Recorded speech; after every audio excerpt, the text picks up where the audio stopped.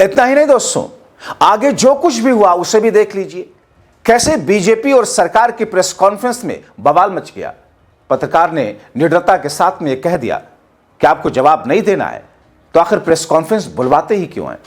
दरअसल पत्रकार ने जो सवाल किया उस सवाल के जवाब में कहा गया कि जवाब देंगे, लेकिन अचानक उसे रोक दिया गया। लेकिन यहां सैल्यूट है, आपने देखा कि अभी थोड़ी देर पहले धामी वाली प्रेस कॉन्फ्रेंस में पत्रकार अभी सवाल पूरा नहीं कर पा रहा था कि उससे पहले ही धामी ने उसे इंटरप्ट कर दिया और उसे कहा कि मैं समझ गया आप क्या पूछने वाले हैं।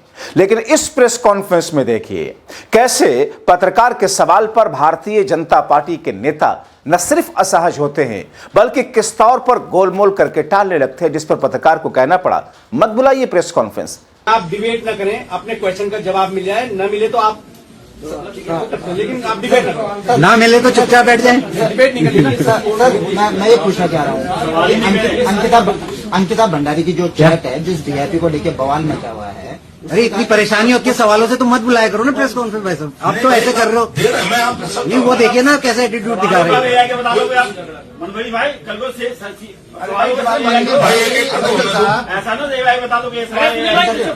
मतलब दोस्तों कि कोई लेना देना नहीं सरकार प्रशासन और बीजेपी को।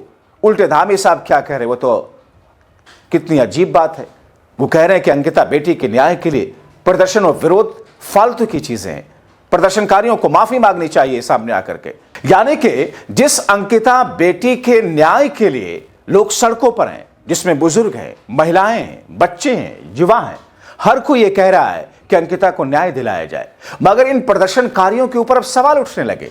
मुख्यमंत्री ये कहने लगे कि इन लोगों को माफी मांगनी चाहिए। देखिए, कानूनी कार्रवाई अपने स्तर पर चलती रहेगी। उसमें दिल्ली हाईकोर्ट का भी निर्णय आया है, यहाँ भी एसआईटी जांच कर रही है और हम अन्य भी जो कानूनी जरूरी चीज़ें हैं उस पर हम पूरी तरह से विमर्श कर रहे हैं और विमर्श करने के बाद उस पर हम अपने स्तर से जो सरकार के स्तर पर निर्णय लेना है, जो अंकिता के माता पिता का जो हमको कहा है उस पर हम निर्णय लेंगे। लेकिन कानूनी कार्रवाई अपनी तरफ चलती रहेगी। हाँ, यह है कि जिसके कारण से प्रदेश का पिछले 15 दिनों से ज़्यादा समय तक समय बर्बाद हुआ है, राज्य की इतनी सारी योजनाएं चल रही थी, लोगों को उससे भ्रमित करने का काम हुआ है, लोगों को रोकने का काम हुआ है, कहीं ना कहीं किसी न किसी प्रकार से अवरोध पैदा करने का काम हुआ है, तो उन्हें उत्तराखंड की जनता से माफ़ी मांगनी चाहिए, जो भी जिम्मेदार लोग हैं। तो दोस्तों, अब जब उर्मिला सनावर सबूत लेकर देहरादून पहुंची हैं तो उसे कैसे खुद जांच का सामना करना पड़ रहा है, मगर किस तरीके से उनको एक हफ्ते के लिए 9 दिन के लिए गायब कर दिया गया या खुद ही वो पर्दे के पीछे चली गई थी,